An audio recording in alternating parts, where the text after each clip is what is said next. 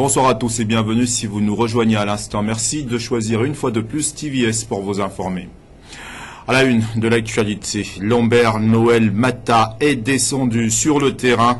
Le ministre en charge de l'hygiène publique a effectué une descente surprise afin de s'enquérir de la reprise des activités de la société en charge de la collecte des ordures. Nous verrons tout cela avec Euphrem Biogoezo.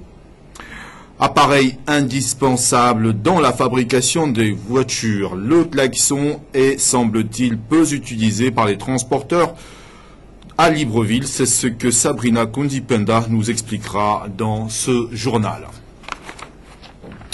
Mais tout d'abord, Blanche Ada Eyi, une compatriote souffrante de cancer depuis plus de 4 ans, est privée de soins par le personnel de santé de l'hôpital d'Agondje, institut de cancérologie. Les faits remontent il y a environ 3 mois. Les raisons de ce comportement demeurent inconnues, en tout cas jusqu'à ce jour. La santé de la patiente est menacée. Euphrem Biogoezo. Peuple gabonais, je vous présente mes salutations. Je suis gabonaise. J'ai un cas de cancer qui est aujourd'hui très critique. Depuis 2014, je me suis fait traiter. J'ai eu à faire 3 opérations, interventions chirurgicales. Alors, après ces interventions chirurgicales, j'ai fait les contrôles pendant 3 ans. Pendant 3 ans. Et quand je repars pour le dernier contrôle, ce décembre passé, les résultats me font savoir que la maladie est revenue. On a confié mon dossier à un chirurgien. Le chirurgien, il devait me programmer, mais malheureusement, il y a de cela 3 mois aujourd'hui. À chaque fois que je repasse, le chirurgien me fait savoir qu'il n'est pas à mesure. Il n'est pas à mesure de faire cette opération. Et à l'Institut de cancérologie, où je bénéficiais des séances de chimiothérapie, là-bas c'est la même chose. On me dit que la chimio, on ne peut pas, on ne peut plus la faire. Alors, étant donné que mon ventre semble, ça prend du volume, parce que c'est une masse qu'il y a dedans. On a continué à me faire la ponction. Et aujourd'hui, on me fait savoir que même cette ponction-là est déjà terminée. On ne peut plus. Alors, je reviens demander à papa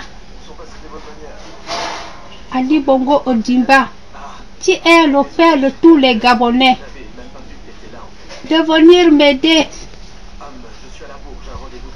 J'ai besoin d'une évacuation. Est-ce que je vais mourir comme un rat à la maison? Ainsi que maman Sylvia Bongo. Maman, aide-moi. Aide-moi, maman. Tu es la mère de tous les Gabonais. Maman, ne me laisse pas. Ne m'abandonne pas. J'attends votre aide. J'ai besoin de l'évacuation dans les pays développés. Les États-Unis, la France, vous-même vous connaissez. Vous, on traite cette maladie. Rien à voir avec ce qui précède. Je vous le disais en titre, l'usage des avertisseurs sonores, communément appelés klaxons, se fait de plus en plus rare chez certains conducteurs à Libreville, une attitude qui pourrait avoir des répercussions tant sur les chauffeurs que sur les piétons. Sabrina Kundipenda. Initialement conçu pour servir de langage entre les conducteurs, le klaxon, qui semble ne plus être une nécessité pour bon nombre de chauffeurs ici à Libreville, demeure un élément important en conduite, dans la mesure où il peut également établir une proximité entre chauffeurs et piétons. Le klaxon permet quand même que, à chaque moment où peut-être une personne en train de traverser la route, qu'il soit sûr qu'il n'y a pas de danger, ou bien ça permet quand même au chauffeur d'indiquer qu'il est en train d'arriver. Oui, je crois effectivement que c'est un langage, parce qu'on ne peut pas descendre chaque moment de la voiture, ou bien dire à quelqu'un par la bouche que, bon, reculez-vous, traversez vite. L'absence de klaxon dans un véhicule pourrait avoir des répercussions tant sur le chauffeur que sur les piétons. Le danger, il peut arriver, le frein peut lâcher, tu es à une descente, tu n'as pas de klaxon, tu vas faire comment? Tu es obligé de classer les gens, puisque la voiture descend, il n'y a pas de klaxon, il n'y a rien. Donc normalement, il doit avoir le klaxon dans la voiture. Une voiture qui n'a pas eu de klaxon, ce n'est pas la voiture. Pour leur sécurité et celle des passagers, les chauffeurs sont aujourd'hui invités à faire preuve de responsabilité et de prudence avant de se mettre au volant de leur véhicule, en s'assurant que toutes les conditions en rapport avec la sécurité routière sont réunies. Avoir son klaxon en place et en bon état, c'est prévenir des dangers de la route qui chaque jour font des victimes à travers le pays. Estimant avoir été reconvertis en sapeurs-pompiers, les agents des TP réunis au sein du syndicat de la force ouvrière des travaux publics se demandent où est passée l'ANGTI. Le secrétaire général du SIFO.TP au micro de Marielle Ecom. Là où je vous parle, les travaux publics sont au sol, causés par l'ANGTI. Toujours, le pouvoir a voulu vraiment mettre ce robot-là pour nous fragiliser et enfin nous mettre au sol. Mais je vous en prie, maintenant, présentement, la route au PK80 est presque coupée. D'ici peu, entre Njolé, Bifoun, ce serait coupé. C'est maintenant qu'ils envisagent, qu'ils se rendent compte que les TP existent, où ils ont interpellé le ministre d'État, le secrétaire général du ministère pour envoyer une équipe que j'appelle les sapeurs-pompiers. C'est-à-dire que quand il y a des secousses de ce genre, on appelle les TP comme sapeurs-pompiers. Mais on n'appelle pas la NGTI qui gère les entreprises, les grandes entreprises, à aller travailler. Puisque c'est les routes bitumées que la NGTI s'en occupe. Ce n'est pas les routes en terre. Mais aujourd'hui, là où je vous parle, le personnel de la main-d'œuvre non permanente, dénigré et méprisé par le ministre Jean-Marie Ogandaga de la fonction publique, se trouve aujourd'hui sur le terrain au PK 80 pour résoudre cette situation. Là, présentement, il y a le personnel de Langounier, de la direction provinciale de Langounier, qui se déplace avec les engins, venir au secours de ceux de Libreville où il y a peu des engins. Alors, nous demandons, ou alors l'ANGTI, mais nous interpellons le Premier ministre au jour d'aujourd'hui, parce que si le ministre Jean-Marie Ogandaga a méprisé la main-d'œuvre non permanente, que le président de la République, le 17 novembre 2014, avait par contre comme deux thèmes qui ont dégagé plusieurs thématiques au dialogue social à Ngonje, c'était le nouveau système de rémunération et le deuxième thème c'était le nouveau cadre de gestion de la main-d'œuvre non permanente que le ministre Ogandaga a ignoré. Mais s'il nous le dit ouvertement, ça veut dire qu'il a remis en cause les décisions du président de la République. Et c'est des films, d'une part, du président de la République qui reçoit les partenaires sociaux. Après, en retour, ces ministres nous relayent les informations suivant lesquelles ce n'est pas cela. Or, non, cette main-d'œuvre non permanente doit partir hors du commun. Il n'y a pas de problème. Ces agents de la main-d'œuvre non permanente attendent maintenant du président de la République, de son Premier ministre et des membres du gouvernement les cadres sociaux de ces personnels en général. Parlons à présent du syndicalisme en général, créé pour défendre le droit du travailleur et la quête du bien-être social. Le syndicalisme dans notre pays pose malheureusement le problème de crédibilité. Arnaud Babekound.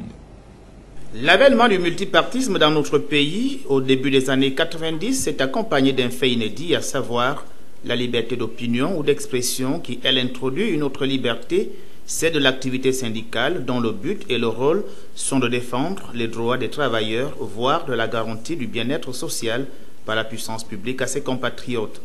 Ainsi donc sont nées des structures syndicales et l'efficacité de leur raison d'être s'est avérée.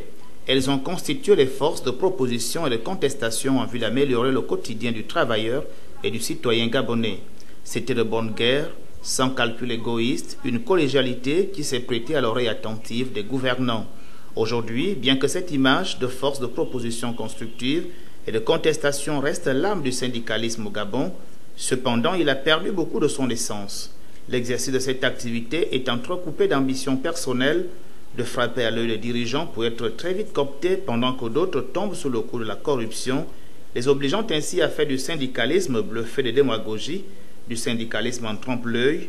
L'opportunisme, le clientélisme ont laissé libre cours à la pratique de cette activité sous la forme d'une lutte idéologico-politique.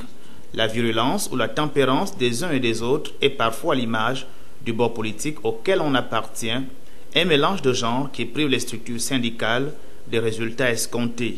La lutte continue, elle se poursuit, alternant virulence et souplesse, alors que les fruits sont quasi absents. Certaines revendications deviennent quinquennales et décennales, d'où la refondation, le recadrage s'avère nécessaire dans ce milieu afin que les structures syndicales combattent le vrai et le bon combat. Nombreuses semblent se détourner de la trajectoire syndicale, rendant ainsi inefficaces à la fois leur lutte et les résultats. À Port-Gentil, la cérémonie de lancement de la route Total Gabon dans le 1er arrondissement, précisément à la salle d'écoute de Gadi, a finalement eu lieu en présence du ministre du Pétrole et des Ressources politico-administratives de la ville. Le reportage de Corinne Aoré Singo de Média Plus. Le projet d'aménagement des voies secondaires Ngadi et motocross dans le 1er arrondissement de la commune de Port-Gentil, initié par le ministère du Pétrole et conduit par Total Gabon sous la supervision du ministre des Travaux publics, rentre dans sa phase pratique. La cérémonie de lancement ce jour à la case d'écoute de Ngadi aura vu la présence du ministre du Pétrole entouré des autorités politiques administratives.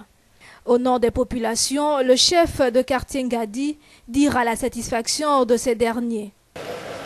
Il n'a plus le temps de discours, mais il est le temps de travailler. Aujourd'hui, on est sur les cérémonies de cette ouverture de cette route. Aujourd'hui, on voit bien l'amélioration des cases d'écoute. Aujourd'hui, c'est une première fois que ce quartier doit être la route des pavés. On n'a rien à parler, on n'a rien à dire. Et simplement les mots de remerciement. Partenaire de ce projet dans le cadre de la PID-PIH, Total Gabon marque son engagement en tant qu'entreprise citoyenne dans le développement communautaire. La route est un vecteur important de développement qui participe entre autres au désenclavement des populations et à l'amélioration de leurs conditions de vie. L'aménagement de ces deux routes permettra, à n'en point douter, d'atteindre pleinement ces objectifs. Ces travaux de voirie s'inscrivent dans une logique et raisonnement moderne et de respect de l'environnement, avec le choix qui a été fait de mettre des lampadaires solaires. Le présent projet d'aménagement des voies secondaires dans le 1er arrondissement s'inscrit en droite ligne dans l'ambition du chef de l'État de développer la capitale économique. Fidèle à ses engagements, Ali Bongo Ndimba, président de la République, chef de l'État, a bien voulu valider la réalisation de ce projet dans le cadre de la PID-PIH, réaffirmant ainsi sa détermination à faire bénéficier, plus que par le passé, les retombées de l'activité pétrolière aux populations de Port-Gentil. avec le pragmatisme qu'on reconnaît à Monsieur le Président de la République, nous voyons là se décliner la réalisation de son ambition à faire de Port-Gentil un petit Dubaï. La pose symbolique de pavés par les autorités et une photo de famille ont marqué la trame de cette cérémonie. Technique, scientifique ou littéraire, la question d'orientation scolaire fait débat à Port-Gentil. Certains élèves restent sceptiques quant au choix de leur prochaine série. Une procédure clairement expliquée dans cet élément que nous propose Raïssa Terianondo. Dans le cadre de la poursuite de leurs études secondaires, les élèves en classe préparatoire du brevet d'études du premier cycle des établissements scolaires de l'enseignement du second degré sont emmenés à se soumettre à une procédure d'orientation scolaire en vue de déterminer leurs aptitudes intellectuelles et cognitives par rapport aux débouchés professionnels qu'ils choisiront au terme de leur cursus scolaire. Pour ce qui est de la procédure proprement dite, certains indicateurs sont pris en compte. À une période bien définie de l'année, on leur distribue les fiches d'orientation et ils sont censés discuter déjà avec les parents parce que les parents également ont un mot à dire sur le choix de la filière de l'enfant, même si ils ne sont pas au centre de l'orientation parce que c'est l'enfant lui-même qui est sur le banc de l'école. Il est question des aptitudes de l'enfant pour que l'orientation soit bien faite. L'orientation qui se fait en troisième pour la seconde va jusqu'en terminale et débouche plus ou moins vers la voie professionnelle. Parce que si déjà on a fait une mauvaise orientation depuis la classe de troisième, il peut arriver que l'enfant ne fasse pas ce qu'il aurait souhaité faire. Pour les élèves des classes de terminale de l'enseignement général, la procédure reste la même. Les séances, toujours, on parle déjà des différentes voies, ça dépend de la série à laquelle l'enfant appartient. S'il est dans les séries littéraires, on lui présente les voies d'orientation déjà à l'université. Vous avez des départements qu'on retrouve à l'UOB, par exemple la psycho, la sociologie, l'histoire, j'en passe, ou encore dans la faculté de droit et sciences économiques. Maintenant, pour ce qui est des séries scientifiques, on leur présente les deux universités qu'ils ont. On a l'université des sciences de la santé et l'USTM. Toutefois, ces orientations peuvent se faire plus tôt pour les secteurs à débouchés professionnels ou technologiques. L'orientation commence également à partir de la classe de 5e. Et là, c'est dans l'enseignement technique. La classe de 5e, la classe de 4e, la classe de 3e. Là, pour ceux-là qui souhaiteraient intégrer soit la voie professionnelle ou encore la voie technologique. Donc, tout dépend maintenant pour ce qui est de l'enseignement technique, il y a le critère âge, il y a le critère ambition, si on peut dire, motivation ou encore vocation. Afin de mieux informer les apprenants sur toutes les procédures tournant autour de la question des orientations scolaires, des séances d'information et de sensibilisation sont organisées par les conseillers et conseillères d'orientation des structures scolaires reconnues d'utilité publique dans les différentes salles de classe.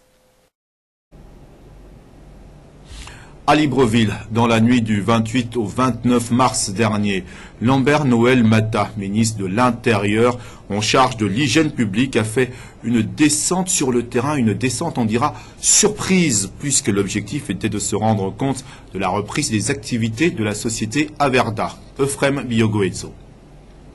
Il y a seulement quelques heures, le ministre de l'Intérieur en charge de l'hygiène publique, Lambert Noël Mata, a fait une descente inopinée sur le terrain consécutivement à la reprise d'activité de l'entreprise Averda, chargée du ramassage des ordures ménagères, histoire de toucher du doigt par lui-même de la reprise effective des activités du prestataire. On était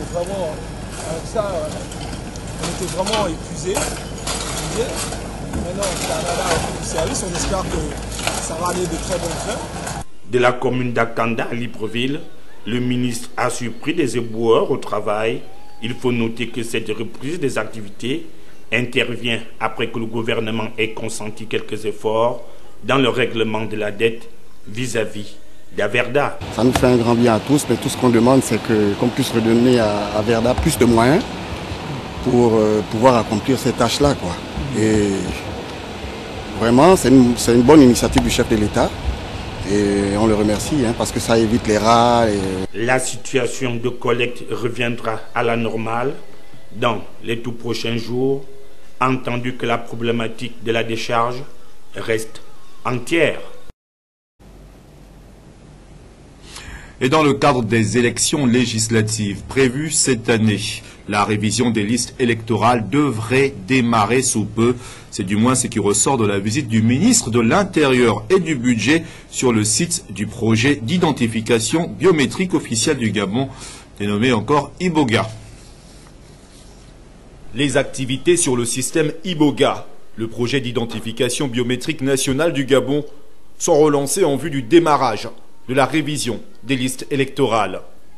Le ministre de l'Intérieur et du Budget, Lambert Noël Mata et Jean-Fidèle Autandolt, se sont rendus sur le site du projet pour une séance de travail avec le directeur commercial Afrique de l'opérateur Gemalto.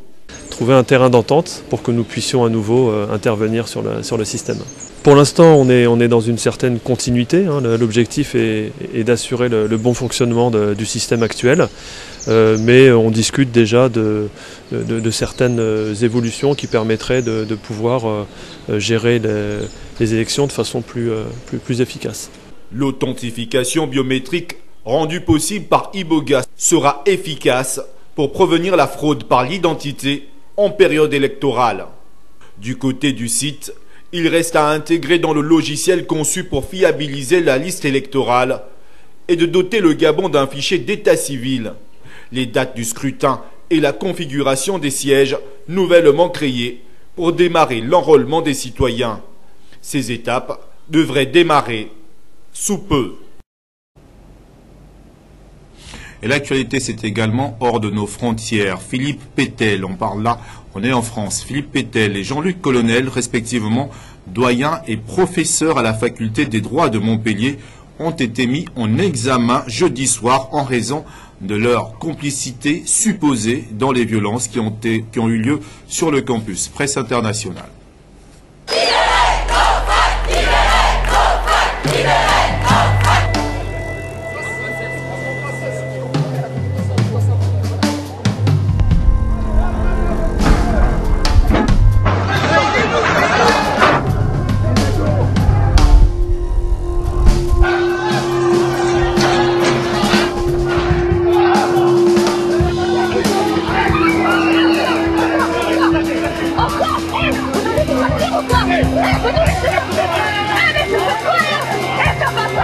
J'ai vu le doyen de droit une première fois faire rentrer des étudiants pour nous compter. Alors, ils étaient placés en haut à droite de l'amphi, ils nous ont compté. Une fois qu'ils nous ont eu compté, ils sont ressortis.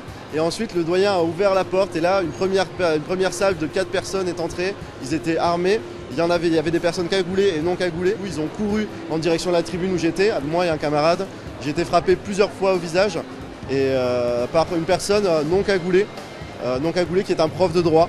C'est le doyen qui les orchestrait et qui leur disait vite on y va, qui les a fait rentrer dans l'amphithéâtre et qui a en fait donné les directions lors de l'attaque. Il était complètement déterminé, il m'a dit plusieurs fois tu vas sortir de l'amphi, maintenant vous sortez. Et en même temps du coup il frappait. Voilà, j'espère que la lumière soit faite sur cette histoire et que ce professeur du coup qui m'a frappé plusieurs fois au visage soit reconnu comme coupable.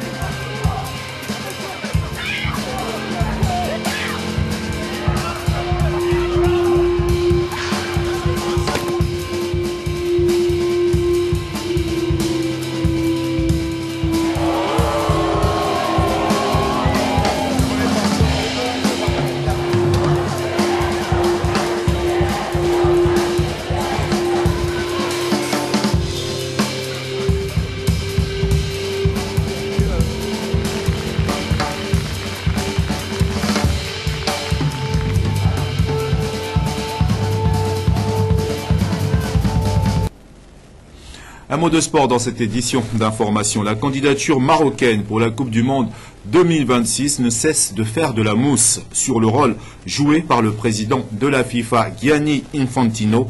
Depuis le début de l'année, on parle d'une candidature masquée et un soutien à l'Amérique. Le reportage de Ulrich Sima est là.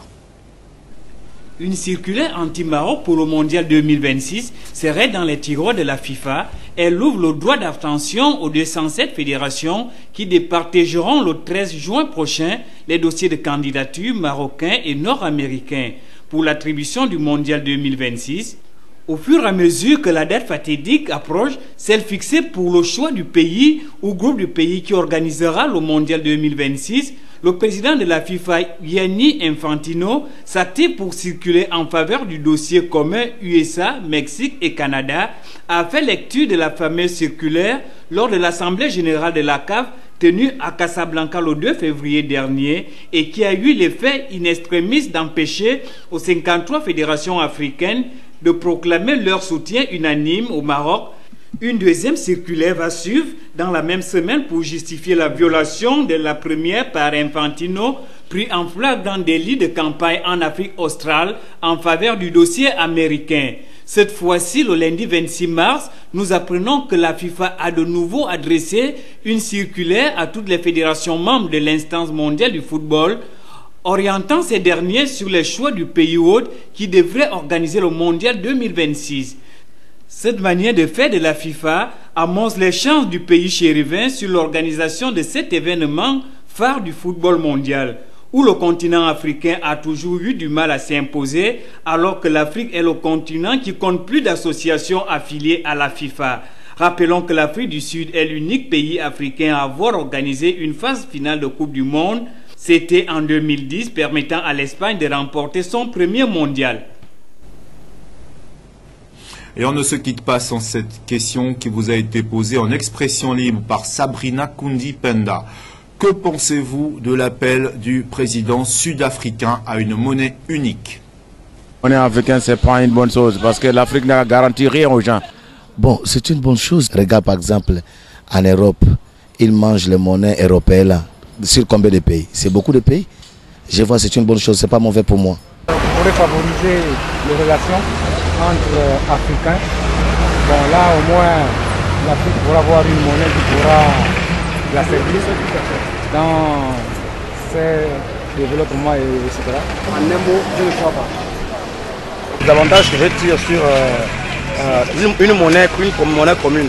Ça fera en sorte que l'Afrique soit puissante. C'est une bonne chose, parce qu'au sein de l'Afrique, nous souffrons vraiment au niveau de cette monnaie.